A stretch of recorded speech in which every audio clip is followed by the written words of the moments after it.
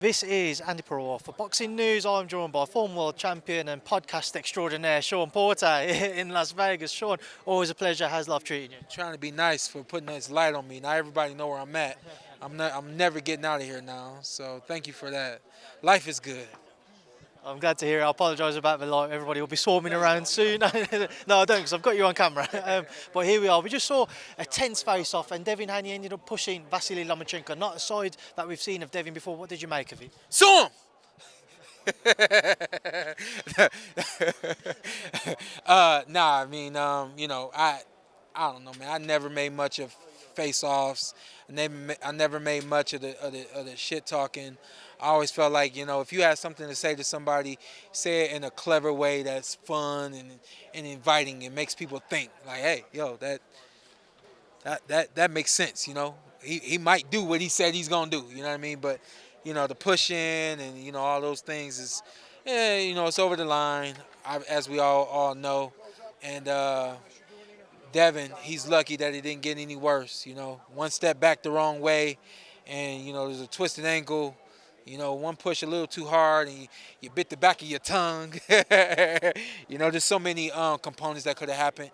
And like my guy Ant and I determined on the Porter Way podcast, he picked the right guy to bully. He's not going to bully Tank like that. He's not going to bully Shakur like that. I challenge you to. You challenge him too, but what do you see tomorrow night when they step between the ropes? I think that we got a serious Lomachenko. I think we got a ready Lomachenko. But I still think that Devin is fast, Devin is long, Devin is very intuitive and instinctive. And I think it goes the distance. I think that Devin wins. You mentioned the likes of Shakur and Tank next, in the division. Do you think that we could see Devin, if he comes out on top, against one of those guys? I think what makes sense is Devin and Shakur.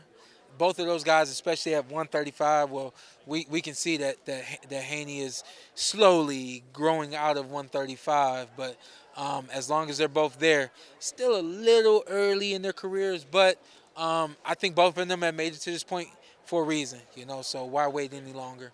Devin's never been one that's been associated with pound-for-pound rankings. Do you think if he beats Loma tomorrow, he cements himself some form of a status with him there? Yeah, he has to. You got to consider who Lomachenko is. You got to consider everything that Lomachenko has done. And if Haney cracks the puzzles and the codes and he beats Loma decisively, yeah, he deserves a spot up there in that top 10, maybe even the top 5 of the pound for pound. Sure, and just away from this, you, I'm sure, as everybody else, would love to see that Spence-Crawford fight. A lot of talks about we might see it. Do you think we see it soon?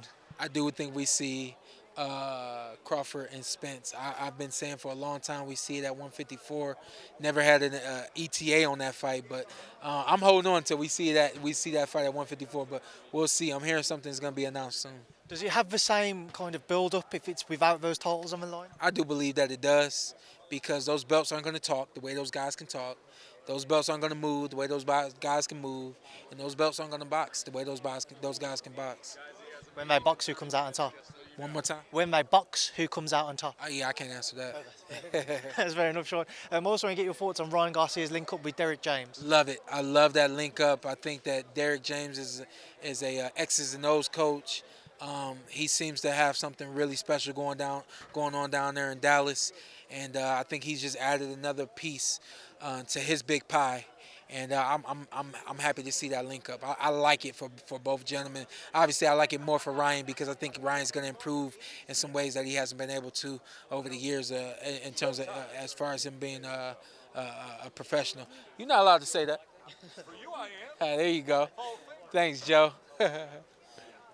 Shawn, as a former fighter yourself, Ryan came in for some criticism as to whether or not he could have got off the floor sooner after the Tank fight when he got stopped with that body shot. What went through your mind? I talked about that on the Porter Way podcast. I'm done talking about that. I think we're 3 weeks now removed from that fight. And, if you still got hard feelings or you still trying to critique the young man for that fight, let it go. He's got another day to breathe.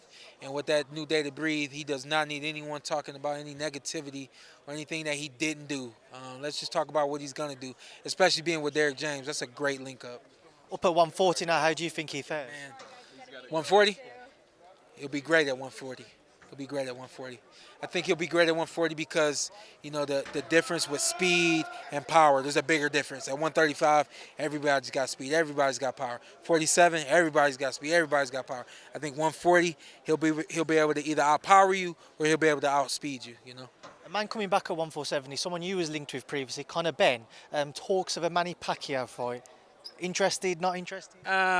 When I first heard it, I was slightly interested, but I don't know, man. You know, for the greats, for the legends, even while they're living, man, you want to see them just live and be happy, you know. So.